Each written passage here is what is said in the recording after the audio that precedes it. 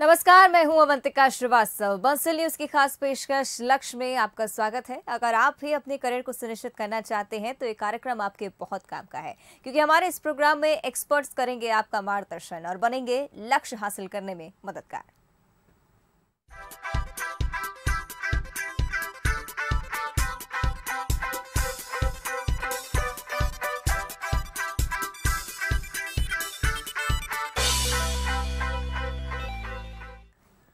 तो हमारे खास कार्यक्रम लक्ष्य में हम उन लोगों से आपको रूबरू कराते हैं जो शिक्षा के लिए बेहतर काम कर रहे हैं और छात्रों के मन में करियर को लेकर उठने वाले सवालों का जवाब देते हैं और कैसे शिक्षा का स्तर बढ़े इसके लिए निरंतर प्रयास कर रहे हैं। लक्ष्य की इस खास पेशकश में आज हमारे साथ मौजूद हैं ऋतु आचार्य, जो कि नोवेल हायर सेकेंडरी स्कूल बाग मुकालिया नई बस्ती भोपाल में शिक्षिका है। साथ में मौजूद है रिमझिम मौर्य, जो कि नोवेल हायर सेकेंडरी स्कूल की छात्रा है। लक्ष्य में आप दोनों का ही बहुत बहुत स्वागत है। नमस्ते मैम। सबसे पहला सवाल ऋतु जी आपसे, सबसे पहले मैं चाहूंगी कि आप अपने स्कूल के बारे में बताएं। आप किस सब्जेक्ट्स को देखती हैं इस स्कूल में, इस जानकारी को भी हमारे साथ साझा करें। मैं नोवेल हायर सेकेंडरी स्कूल की शिक्षिका हूं और हमारा जो स्कूल है वो लगभग 21 साल से बाग मुकालिया नई बस्ती में कार्यरत है। और हमारे स्कूल के जो संस्थापक हैं और प्राचार्य मिस्टर मुकेश मेहरा जी, उनके कर्मठता और उनकी लगनशीलता की वजह से ही ये स्कूल जो है लगभग 21 साल से वहाँ पर अपना कार्य कर रहा है। हमारे स्कूल में सभी संकायों में पढ़ाई करवाई जाती है। वाणिज्य, बायोलॉजी, मैथ्स और आर्ट्स, सभी संकाय हमारे स्कूल में पढ़ाए जाते हैं। बिल्कुल। और नोवेल हायर सेकेंडरी स्कूल से आप बिलोंग करती हैं। रिमझिम, आपके बारे में भी जानना चाहूँगी, अपने बारे में बताइए, किस स्ट्रीम से आप हैं, क्या हॉबीज रखती हैं। मेरा नाम रिमझिम मौर्य है। मैं क्लास 12th की छात्र हूँ। मेरा सब्जेक्ट पीसीबी है और मैं नोवेल हायर सेकेंडरी स्कूल से आई हूँ। बिल्कुल। चलिए ऋतु जी, आपसे अब बात करना चाहूँगी। और जिस तरह से आपका स्कूल भी इसी मोटिव के साथ शुरू हुआ होगा कि शिक्षा को हर क्षेत्र तक पहुँचाया जा सके, और जिस तरह से आप ज़मीनी स्तर पर काम कर रही हैं, एक शिक्षिका हैं और बेहतर तरीके से समझती हैं कि शिक्षा को हर एक बच्चे तक पहुँचना ना बहुत ज़्यादा मुश्किल होता है और बहुत ज़्यादा ज़रूरी भी हो गया है। शिक्षा के क्षेत्र में बंसल समूह के भी इसी तरह के कई योगदान हैं, उन योगदानों को आप किस तरह से देखती हैं। शिक्षा के क्षेत्र में बंसल ग्रुप का सबसे पहले तो सब पढ़ें और सब बढ़ें की नीति चल रही है यहाँ पर। और इससे मुझे लगता है कि मैं जिस क्षेत्र से आई हूँ, बच्चों को जिस क्षेत्र में हम लोग शिक्षा दे रहे हैं, वहाँ के बच्चों के लिए तो ये एक वरदान के समान होगा, क्योंकि फर्स्ट प्री नर्सरी से लेकर 8th तक की जो फ्री शिक्षा दी जा रही है यहाँ पर। और ऐसे इंटीरियर क्षेत्रों में भी यहाँ पर कई लोग रहते हैं, जैसे रायसेन, विदिशा और ओबेदुल्लागंज तक यहाँ की बसेस जा रही हैं। तो इन सब चीज़ों को देखकर लगता है कि अब शिक्षा जो है वो काफ़ी हद तक हर क्षेत्र में पहुँच रही है, और इसका पूरा योगदान मैं बंसल ग्रुप को देना चाहूँगी। और बंसल समूह भी निरंतर प्रयास करता है कि इसी तरह से कार्यरत रहें हम और लगातार एजुकेशन को हर वर्ग तक पहुंचाया जा सके। टेक्निकल एजुकेशन पर अब मैं बात करना चाहूंगी रिमझिम आपसे। बंसल समूह की किन नीतियों को आप पसंद करती हैं, अगर टेक्निकल एजुकेशन की बात की जाए। हाल ही में मेरी मैम ने मुझे विज़िट कराया था बंसल कॉलेज में, तो मुझे वहाँ की बहुत सारी नई नई टेक्नोलॉजी बहुत ही अच्छी लगी। वहाँ पे टीचरों का बिहेवियर भी बहुत अच्छा है और मैं चाहती हूँ कि मैं और मेरे फ्रेंड्स भी वहीं पे एडमिशन लें। और प्री नर्सरी से 8वीं तक जो फ्री शिक्षा दी जा रही है वो भी नीति मुझे बहुत अच्छी लगती है। बिल्कुल, यानी कि बंसल समूह की कई नीतियों का आप पसंद करती हैं। टेक्निकल एजुकेशन के बारे में हम चर्चा कर रहे हैं ऋतु जी, और जिस तरह से बंसल समूह द्वारा टेक्निकल एजुकेशन हर वर्ग के क्षेत्र में उपलब्ध हो सके, इसके लिए भी निरंतर प्रयास किए जा रहे हैं। इसको और प्रभावी बनाने के लिए क्या कदम उठाए जा सकते हैं। इसको और अधिक प्रभावी बनाने के लिए ज़्यादा से ज़्यादा स्कूलों के साथ संपर्क करके, और हम जैसे टीचर्स जो भी आते हैं और भी स्कूलों में जो टीचर्स हैं, उन सबके साथ कम्युनिकेशन करके इसको और आगे बढ़ाया जा सकता है। और इसका प्रचार प्रसार करने के लिए बंसल न्यूज़ है ही। बिल्कुल। और बंसल न्यूज़ के साथ साथ बंसल समूह भी निरंतर प्रयास कर रहा है कि इस तरह से हर क्षेत्र तक हम एजुकेशन पहुंचा पाएं। रिमझिम, आपकी ओर अब मैं रुक करना चाहूँगी। अब जानना चाहूँगी कि सिंस कोरोना काल चल रहा है और स्टूडेंट्स के शेड्यूल में काफ़ी डिफरेंस आए हैं, अभी फ़िलहाल आपका क्या शेड्यूल है, किस टाइम पर स्कूल जाती हैं, कब पढ़ाई का समय निर्धारित करती हैं।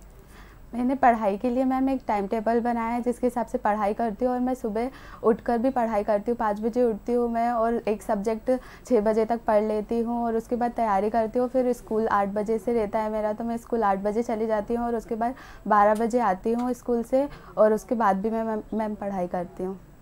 बिल्कुल। चलिए रितु जी, आपसे इस बारे में मैं जानना चाहूँगी, सिंस कोरोना काल चल रहा है काफ़ी मुश्किल होता होगा क्लासेस ऑर्गेनाइज करना, किस तरह से आप इस काम को इजी करती हैं, किस तरह की डिफ़िकल्टीज़ आम दिनों में आपको फेस करनी पड़ती हैं?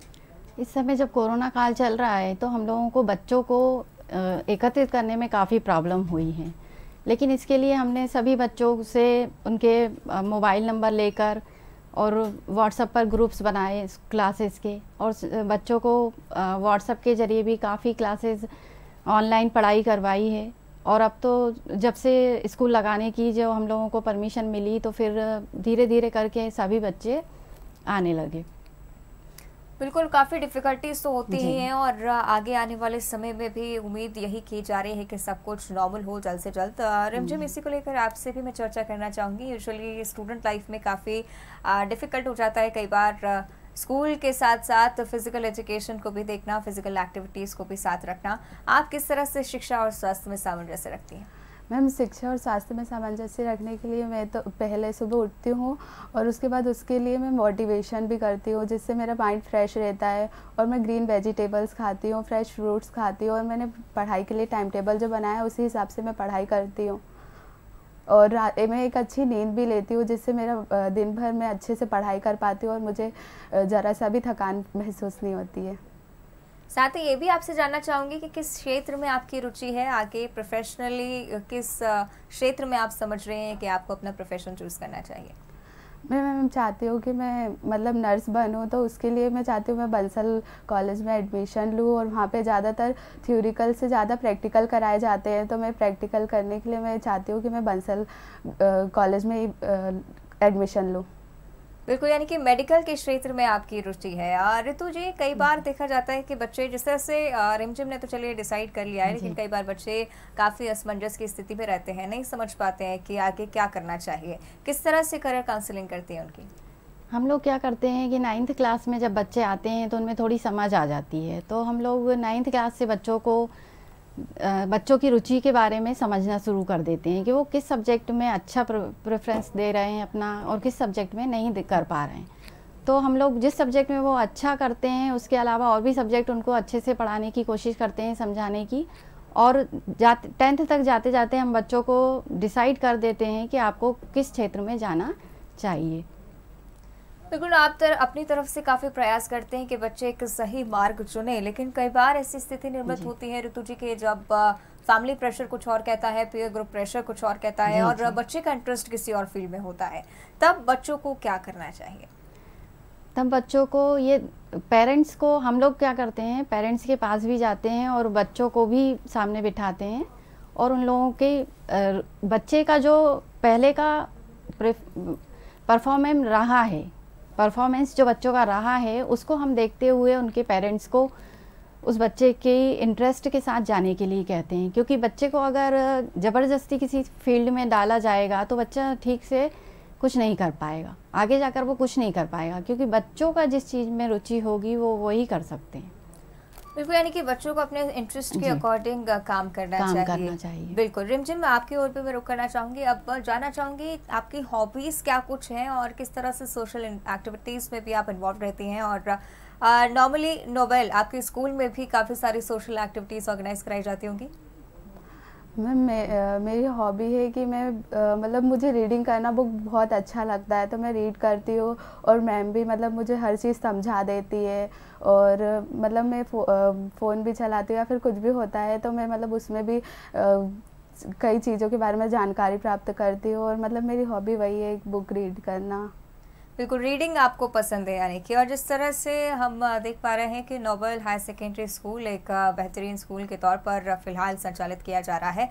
ऋतु जी, आपसे मैं ये जानना चाहूँगी कि किस एथिक्स के बेस पर और किस आइडियोलॉजी के साथ ये स्कूल काम कर रहा है, और आगे किस दृष्टिकोण की तरफ आप आने वाले भविष्य को देखती हैं? देखिए, हमारा स्कूल जो है वो एक ऐसे जगह पर है जहाँ पर लोगों के पास आर्थिक रूप से काफ़ी प्रॉब्लम्स है, मतलब वहाँ पर पैसे की बहुत कमी है। तो इसको देखते हुए हम लोग बच्चों को कम से कम फीस में अच्छी से अच्छी शिक्षा देना का प्रयास कर रहे हैं। और हमारा स्कूल जो है वो स्कूल के बच्चों को ही नहीं, वहाँ के पेरेंट्स की भी रहन सहन और उनकी शिक्षा पर भी काफ़ी ध्यान देता है। बिल्कुल, और जिस तरह से आप कह रहे हैं कि एक weaker section of the society, यानी कि ऐसे लोग जो आर्थिक रूप से कमजोर हैं, उनके लिए आप निरंतर प्रयास कर रहे हैं। इसी तरह से बंसल समूह के भी कई सारे योगदान रहे हैं। सब पढ़े कुछ ही देर पहले आपने इस मुहिम का भी जिक्र किया है। इसी उद्देश्य के साथ हर विद्यार्थी तक शिक्षा पहुंचाने का प्रयास हम करते हैं। इसके लिए इसे और प्रभावी कैसे बनाया जा सकता है, क्या कदम उठाने चाहिए? इसको और अधिक प्रभावी बनाने के लिए बंसल समूह को जितने भी स्कूल हो सकें उनको अपने साथ लेना चाहिए, ताकि वहाँ से और अधिक बच्चे उसमें शामिल हो सकें। और ऐसे निम्न वर्ग के क्षेत्रों के बच्चों को ज़्यादा से ज़्यादा प्रोत्साहन देकर उनको शामिल करना चाहिए अपने इस मुहिम में। बिल्कुल, यानी कि कम्युनिकेशन को आप बेहतर समझते हैं कि कम्युनिकेट हम जितना अच्छे से कर पाएंगे उतने अच्छे से एजुकेशन को पहुंचा पाएंगे। रिमझिम, आपकी ओर में रुक करना चाहूँगी और अब समझना चाहूँगी कि किस तरह से आपने उन सिचुएशंस को हैंडल किया जो पिछले दोनों लहरों के दौरान बच्चों ने फेस की हैं। सिंस स्कूल एनवायरनमेंट कहीं ना कहीं मिस किया है बच्चों ने, किस तरह से उसमें रितु मैम ने आपकी सहायता की, किस तरह से नोबल स्कूल ने आपकी सहायता की? मैम, ऑनलाइन क्लासेस चल रही थी तो ऑनलाइन क्लासों में नेटवर्क का प्रॉब्लम होता था और क्या बोलते कुछ समझ भी नहीं आता था, कभी कभी आवाज़ नहीं आती थी। तो उसमें मेरी रितु मैम ने बहुत सहायता की थी मेरी। वो हर चीज़ में मेरी हेल्प करती हैं और क्या बोलते हैं वो मुझे समझा देती थी। और अगर ऑफलाइन रहता था तो मेरे को कुछ समझ नहीं आता था तब भी वो समझा देती थी। उन्होंने मेरी सबसे ज़्यादा हेल्प की है मैम ने। बिल्कुल, और पिछले दिनों जिस तरह से काफ़ी मुश्किल स्थिति बच्चों को फेस करनी पड़ी, और ऋतु जी इस बारे में आपसे भी मैं चर्चा करना चाहूँगी कि किस तरह से आगे आने वाले दिनों में सिंस एक स्कूल एनवायरनमेंट जो बच्चों को मिलना चाहिए था वो उस दौरान नहीं मिला है, आगे जाकर किन चुनौतियों को वो फेस करेंगे और किस तरह से खुद को प्रिपेयर कर सकते हैं उसके लिए? देखिए, क्या हुआ है कि छोटे बच्चों के साथ एक प्रॉब्लम हुआ है। ऑनलाइन क्लासेस में टीचर और बच्चे के बीच काफ़ी गैप हुआ है। मतलब क्लास में जो आमने सामने बात होती है, बच्चे का राइटिंग कैसी है, बच्चा कितना ध्यान दे पा रहा है, ये सारी चीज़ें बच्चों की हम लोग देख पाते हैं क्लास में। लेकिन ऑनलाइन क्लास में क्या हुआ है कि बच्चों पर इन चीज़ों पर कोई ध्यान नहीं दे पाए हैं। और पेरेंट्स का ये रहा है कि पेरेंट्स कभी घर पर हैं, कभी अपनी जॉब पर हैं। तो इसमें बच्चों का जो मेरे हिसाब से तो बच्चों में सबसे ज़्यादा लेखन शैली में बच्चों की प्रभाव पड़ा है, क्योंकि सुनकर बच्चा इतना याद नहीं कर सकता है। सीधे से पीडीएफ डाल दी जाती हैं, अब बच्चा उस पीडीएफ से कितना लिख रहा है, क्या कर रहा है। काफ़ी बड़े स्कूल्स हैं जिनमें तो बच्चों की कॉपीज़ मंगाकर चेक करवा ली जाती हैं, लेकिन हर जगह ऐसा संभव नहीं हो सका है। जहाँ पर पैसे का अभाव है, ऐसे क्षेत्र हैं जहाँ हम काम कर रहे हैं, तो वहाँ पर बच्चों के पास ना तो बुक्स हैं ना कॉपियाँ ले सके हैं वो लोग। तो फिर इसमें काफ़ी दिक्कतों का सामना हम लोगों ने किया है। और आगे भी मुझे लगता है कि अगर लॉकडाउन की स्थिति आती है तो बच्चों में काफ़ी प्रॉब्लम्स क्रिएट होंगी। लेकिन इसको दूर करने के लिए हम लोग कुछ प्रयास भी कर रहे हैं, जैसे कि अपनी तरफ से कुछ बच्चों को स्टेशनरी देते हैं ताकि वो बच्चे घर बैठकर उससे कुछ पढ़ लिख सकें।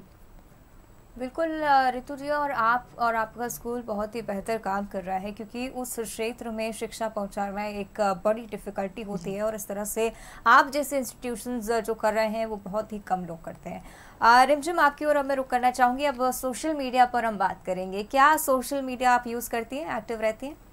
नहीं मैम, मैं कभी थोड़ा बहुत व्हाट्सएप चला लेती हूँ, बाकी कोई ज़्यादा नहीं रहती। जैसे आजकल सब लोग चलाते रहते हैं इंस्टा, फेसबुक और पता नहीं कौन कौन से ऐप, तो मैं ज़्यादा यूज़ नहीं करती, बस व्हाट्सएप यूज़ करती हूँ। क्योंकि मैम उसमें ग्रुप रहता है तो ग्रुप में कुछ भी जानकारियाँ देती हैं स्कूल के बारे में, या फिर कि कल छुट्टी है, या फिर कुछ भी मतलब स्कूल के बारे में जानकारी देती है। तो बस मैं व्हाट्सएप थोड़ा सा यूज़ करती हूँ, बाकी कुछ नहीं यूज़ करती।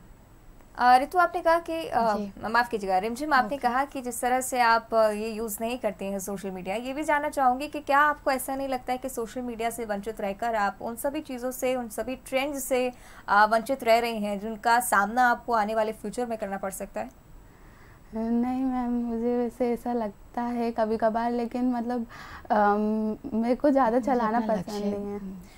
ऋतु जी, आपका मैं टेक लेना चाहूंगी इस पर। किस तरह से देखती हैं सोशल मीडिया को और कितना ज़रूरी होता है बच्चों के लिए सोशल मीडिया, या किस तरह से उसे डिस्ट्रैक्ट भी कर देते हैं? देखिए, सोशल मीडिया का ऐसा है कि जितने भी सोशल मीडिया के ऐप्स हैं इन पर बच्चे जाएं और अपना उससे सही लें, तब तक तो सोशल मीडिया का उपयोग ठीक है। लेकिन बच्चे अगर अकेले बैठे हुए हैं और कुछ अनवांटेड चीज़ देख रहे हैं या उसको चला रहे हैं, तो फिर सोशल मीडिया का उपयोग ठीक नहीं है बच्चों के लिए। बिल्कुल, यानी कि मेरा मानना है कि हर चीज़ का अगर यूज किया जाए, हर चीज़ का उपयोग किया जाए, लेकिन एक सीमित अब उसमें। बिल्कुल, और इसी तरह का विचार यूजुअली हर टीचर की तरफ से शेयर किया जाता है इस लक्ष्य के जिस प्रोग्राम को हम कंडक्ट कराते हैं। आमतौर पर ये विचार रहता है कि अगर एक बच्चा एक सही तौर पर इस सोशल मीडिया की वेबसाइट्स को यूज़ कर रहा है तो ठीक है, लेकिन अगर डिस्ट्रैक्ट कहीं ना कहीं हो जाता है तो मुश्किल हो जाएगा। चलिए, आपकी ओर अब मैं रुक करना चाहूँगी। रिमझिम, जानना चाहूँगी किस तरह से आप मेडिटेशन और योगा के बारे में क्या कुछ सोचती हैं, और स्पेशली आपकी डाइट पर मैं फोकस करना चाहूँगी। क्या इसमें कोई परिवर्तन आया है कोरोना काल से पहले?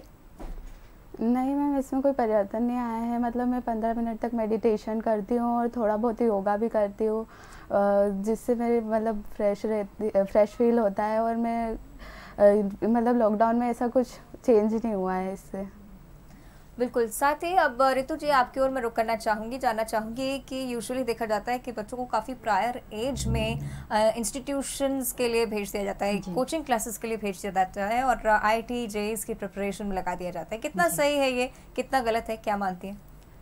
मैं मानती हूँ कि बच्चों को प्रिपरेशंस करवानी चाहिए, लेकिन एक प्रेशर के साथ नहीं करवानी चाहिए।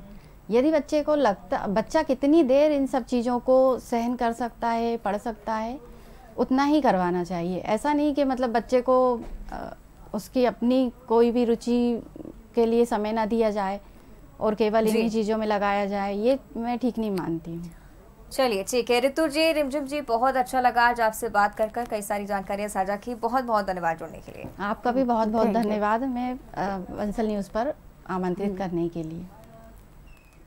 चलिए, इसी के साथ हमारी इस खास पेशकश में फिलहाल इतना ही। कल फिर हाजिर होंगे एक नए लक्ष्य के साथ।